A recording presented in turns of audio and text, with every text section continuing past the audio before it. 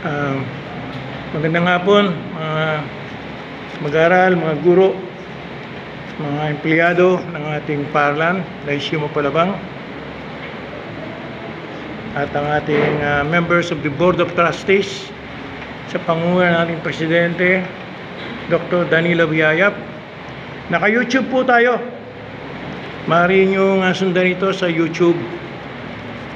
At sa mga kapamilya sa labas, ni Valeriano and the Mali Clan na sinusundan tayo sa YouTube. Ganon din our brothers and sisters in Christ all over the world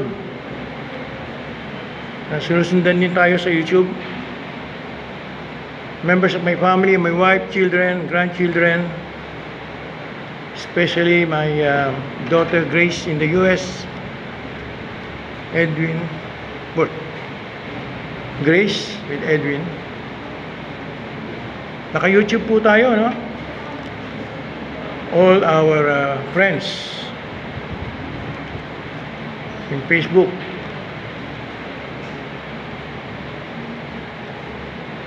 Itutuloy po natin ang ating Bible study ngayon na nasimulan na po natin noong mga nakaraang Huwebes, no?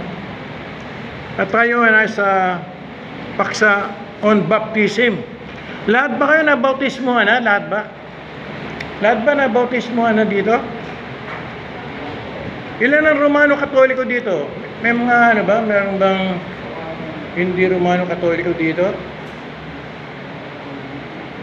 May mga Muslim ba rin? Muslim? Buddhist? Hinduist? Okay lang, makinig lang kayo, no? Actually, makinig lang at the Holy Spirit will work in your hearts to give you understanding. Yun lang naman importante, makinig eh. Ituloy nyo lang ginagawa nyo, okay? Ang mamagat ng ating pag-aaral ngayong hapon na pinagpapatuloy lang po natin on baptism, ngayon po ay the power of baptism. Ano ba yan? Yung power of baptism na yan. At ito ay mababasa natin sa Ebanghelyo according kay St. John, kay Juan. Kabanatang 3, simula sa 1 hanggang 15 talata. Makinig lang, ano? Okay? Babasahin ko na. Ito ay sa Tagalog version ng Bible natin. Meron ba kayong Tagalog Bible? Sundan nyo lang, okay? May isang Pariseo na nangangalang Nicodemo na pinuno ng mga Hudyo. Isang gabi pumunta siya kay Jesus at sinabi, Rabbi, nalalaman po namin kayo isang tagapagturong mula sa Diyos sapagkat walang makakagawa ng mga himalang ginagawa ninyo kung wala sa inyo ang Diyos. Yun. Si Nicodemo, ha? Kausap ni Jesus. Sumagot si Jesus, tandaan mo ang sinasabi kong ito. Malibang ipanganak na muli ang isang tao, born again, okay? Hindi siya makakakita ng paghahari ng Diyos. Ulitin ko, ha?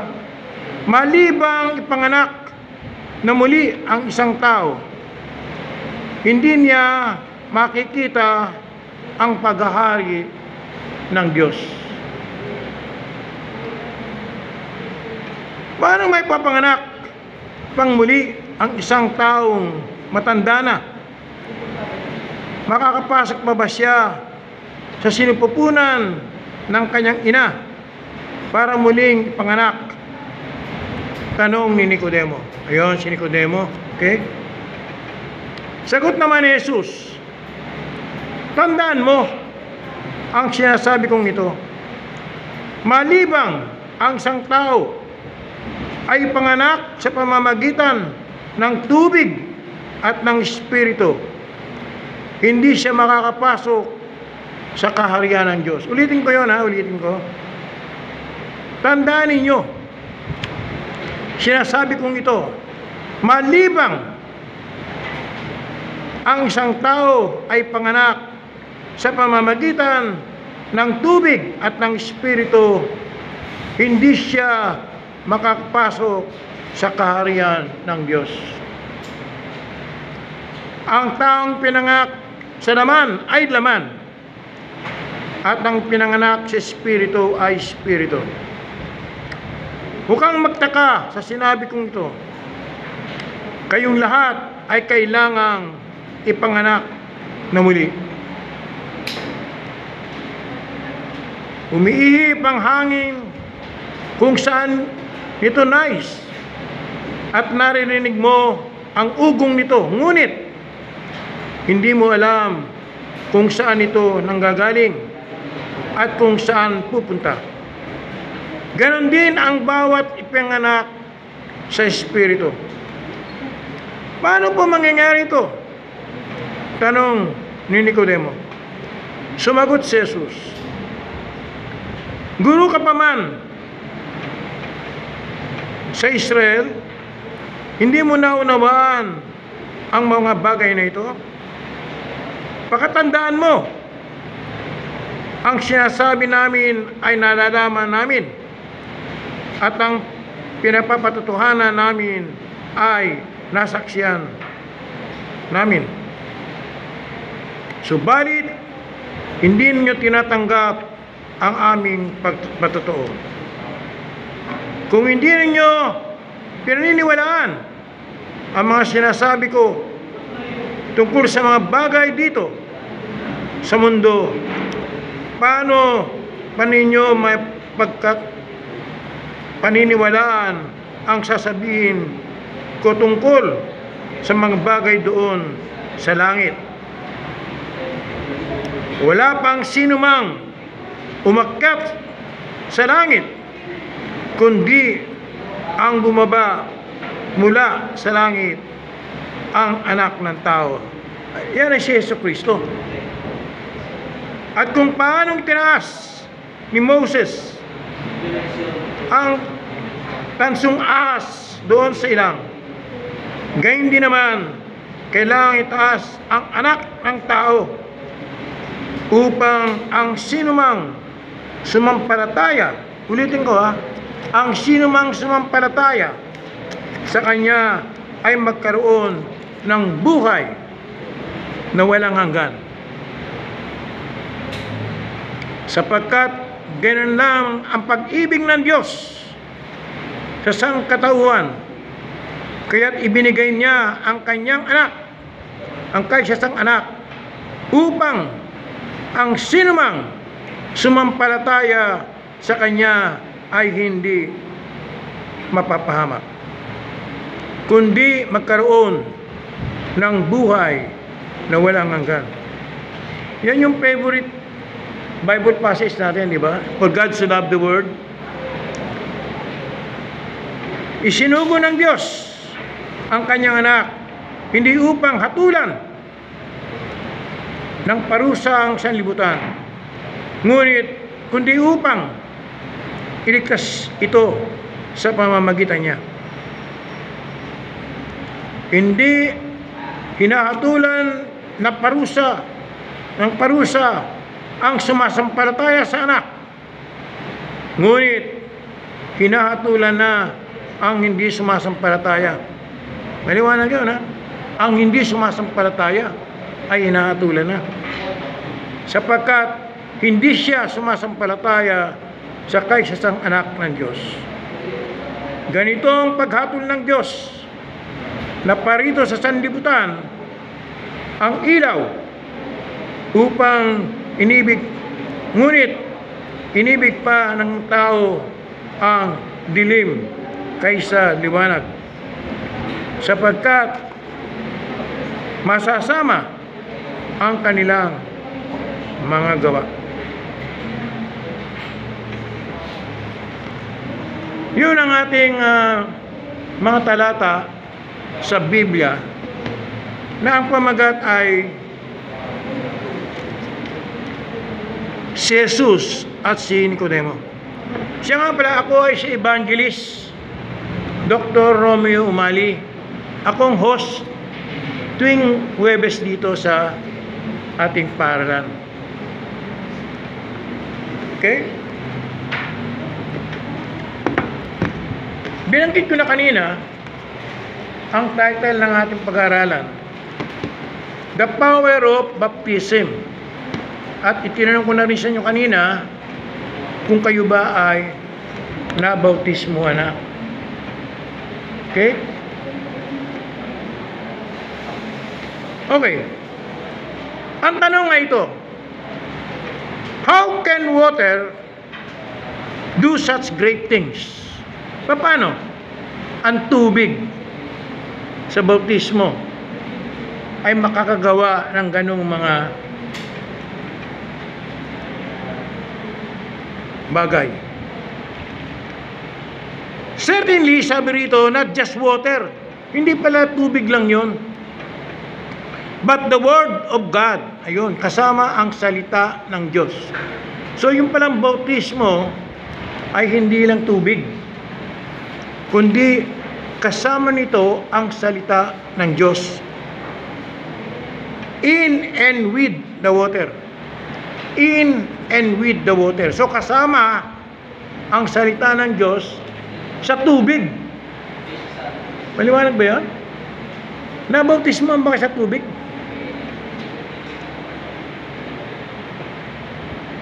And water does these things. Along with the faith, yun. Kailangan may pananampalataya, which trusts the Word of God in the water. Ayun. Meron tayong tiwala sa salita ng Diyos doon sa tubig. Okay. For without God's Word, the water is plain water. And no baptism. Ayun. Wala palang bautismo kung wala ang salita ng Diyos. Okay? Bali wala yung tubig kung wala yung salita ng Diyos. But with the Word of God, it is a baptism that is a life-giving water. Ayun. Yung tubig naging life-giving water. Rich in grace and a washing of the new birth in the Holy Spirit. Ayun, kasama ang Espiritu Santo. As St. Paul says in Titus chapter 3, babasahin natin yun mamaya. Okay. Anong central thought itong ating pinag-aaralan nito? Kayo, did you choose to be born? Siyempre hindi, ano? Did you choose to be born? Hindi. When the Bible calls baptism a birth, how does that help you understand that your relationship to God is not something you choose for yourself, but a gift that He gives? So, regalo pala yun, handog pala yun ng Diyos sa atin. Hindi natin hiningi yun. Hindi natin ninais yun. Okay? Pero yun ay bigay ng Diyos sa atin. Okay? Maliwanag ba? God's Spirit, Word, and name make baptism more than water. So, hindi pala simpleng tubig lang yun. It is a washing of new birth. So yun ay para sa isang pagbabago. Okay? Pagbabago. The washing of a new birth. Bagong buhay. Our Heavenly Father adopts us. So inadapt pala tayo ng ating Ama sa Langit. Tama? We're adopted sons and daughters of God. And gave the inheritance of eternal life through faith in His Son. So meron tayong pananampalataya sa ating Panginoong Kristo, tayo magkakaroon ng buhay na walang hanggan. Naniniwala ba kayo doon? Buhay na walang hanggan? Lahat naman tayo mamamatay, di ba? Meron ba dito hindi mamamatay? Lahat tayo mamamatay. Subalit, sa mga sumasampalataya sa ating Panginoong Hesus, meron kayong buhay na walang hanggan. You have eternal life. Pag namatay kayo, ano mangyari? Saan pupunta ang espiritu nyo? Kung kayo mananampalataya ng ating Panginoon, yun ay pupunta sa langit. Yung espiritu pupunta sa langit. At iiwanan yung katawan dito sa lupa. Tama? At sa pagbabalik muli ni Jesus, ang espiritu mo ay sasama sa iyong katawan upang maging tinatawag na glorified body. Subalit kung hindi ka mananampalataya, saan ka pupunta? Sa impyerno. The lake of fire. Okay, yun ang sinasabi sa Biblia. Sa lake of fire.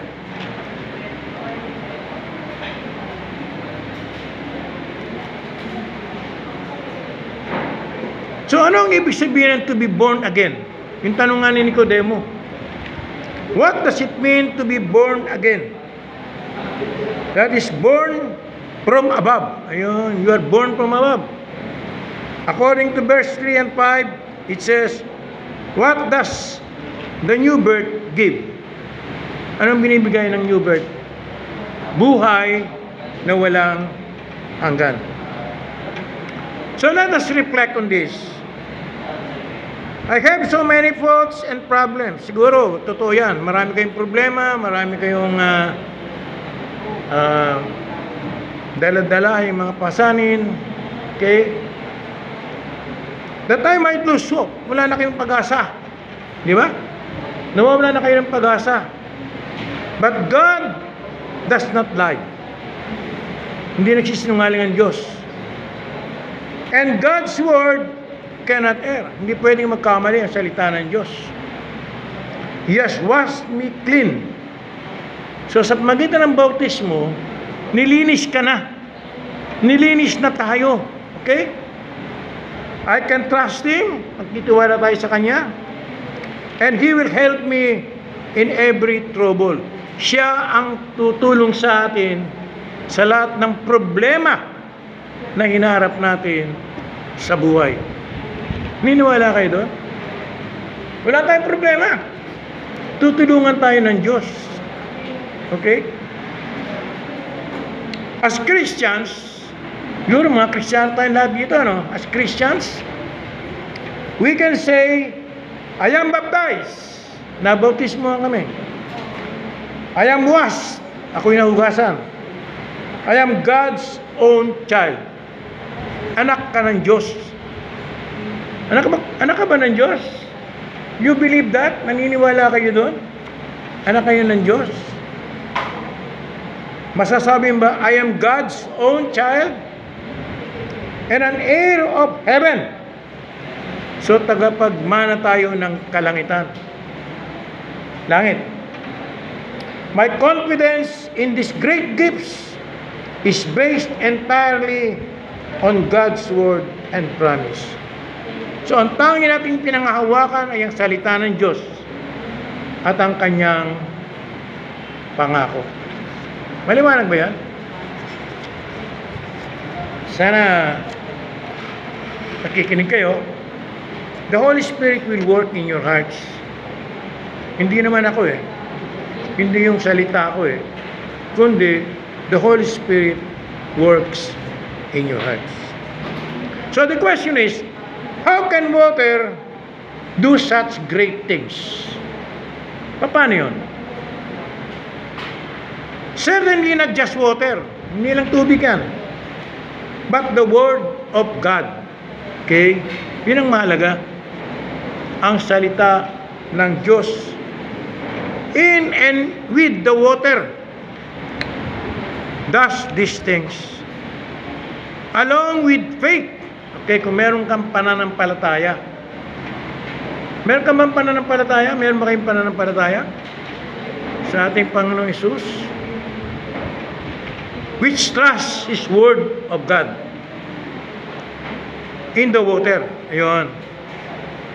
So, nung binautismuhan ka, no? you trust the Word of God in the water. Kasama ng tubig ang salita ng Diyos. Hindi lang basta tubig pala yon. Maliwanag ba? With the Word of God, it is baptism. Ayan. With the Word of God, that is a life-giving water. So, life-giving water. Nagbibigay buhay sa atin yung tubig na yun. Rich in grace, biyaya ng Diyos, and a washing of the new birth in the Holy Spirit. So, sa magitan ng Espiritu Santo, okay? Nilinis tayo. We are washed. And St. Paul says in Titus chapter 3, basahin natin ito ha. He saved us through the washing of rebirth and renewal by the Holy Spirit, whom He poured out on us generously through Jesus Christ. Sa pamamagitan ng ating Panginoong Jesucristo.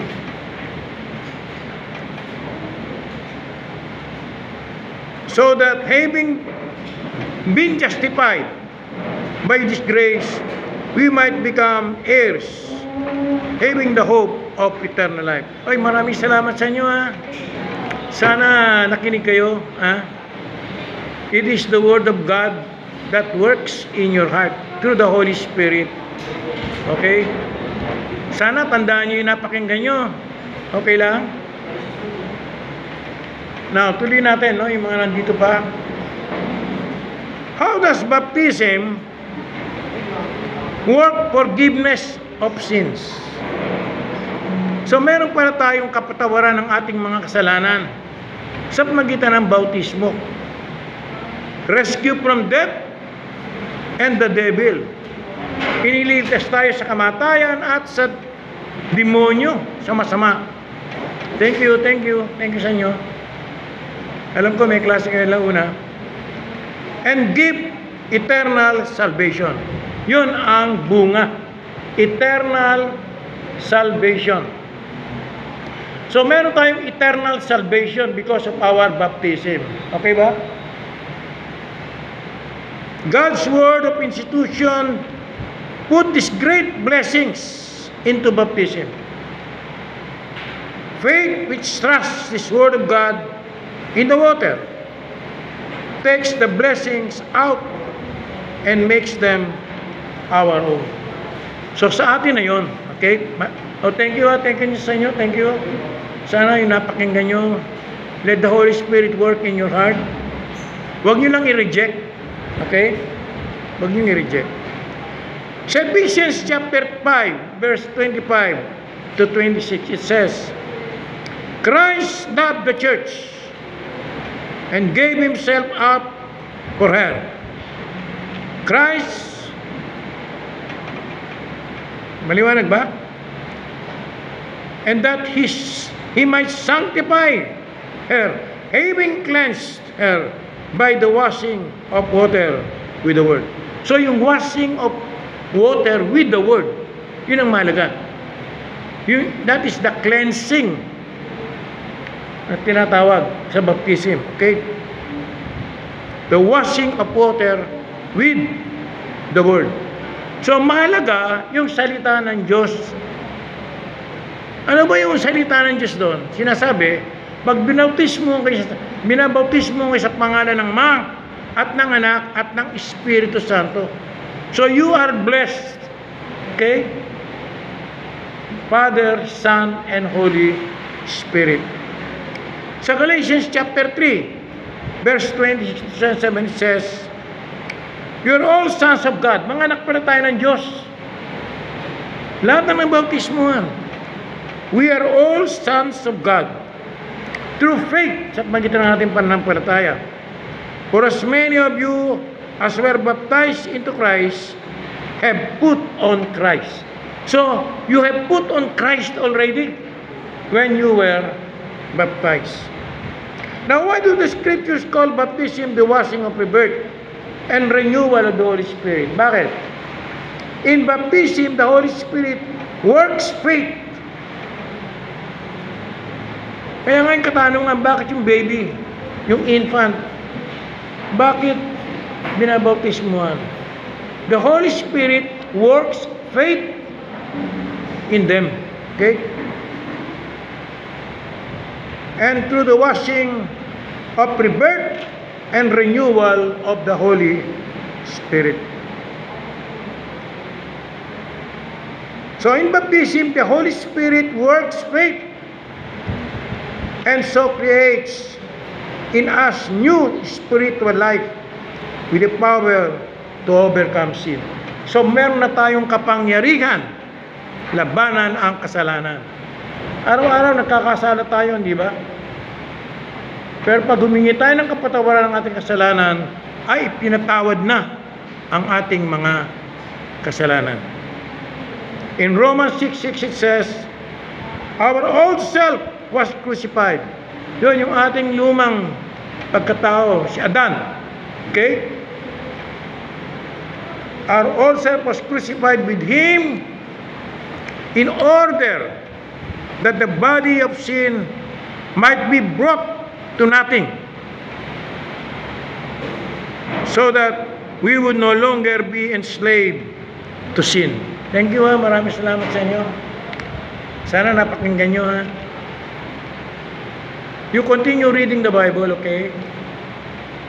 According to Titus chapter 3, verse 5 to 8. Basahin nyo ito, ha. Titus 3, verse 5 to 8. He saved us by the washing of regeneration and renewal of the Holy Spirit, whom He poured out on us richly through Jesus Christ our Savior, so that being justified by His grace, sa magitan ng kanyang biyaya, we might become heirs according to the hope of eternal life, and the same is trustworthy.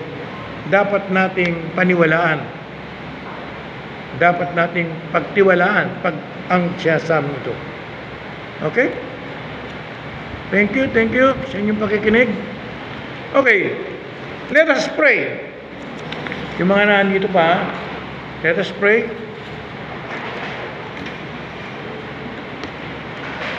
Oh God, our Father,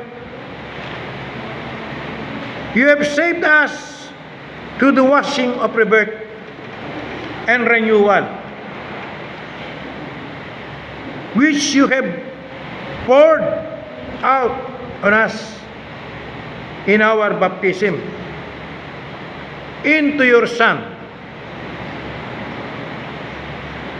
We thank You for this life-giving water, rich in grace by Your trustworthy promise. Pangako ng Diyos, pagtiwala natin.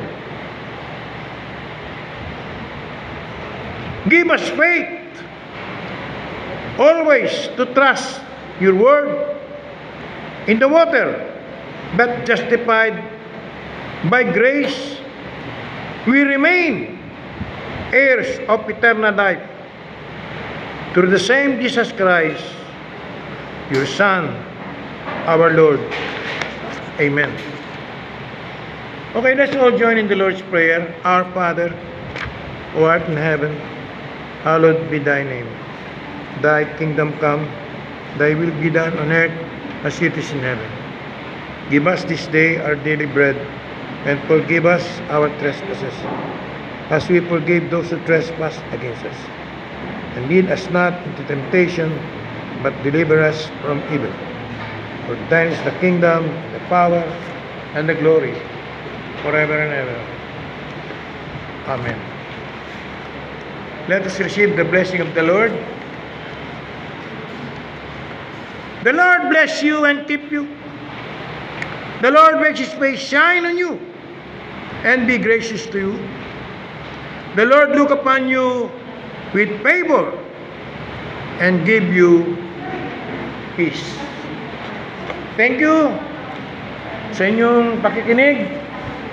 Sana ang Espiritu Santo ay gumawa sa inyong mga puso at manatili kayong malakas sa inyong pananampalataya sa ating Panginoong Jesucristo.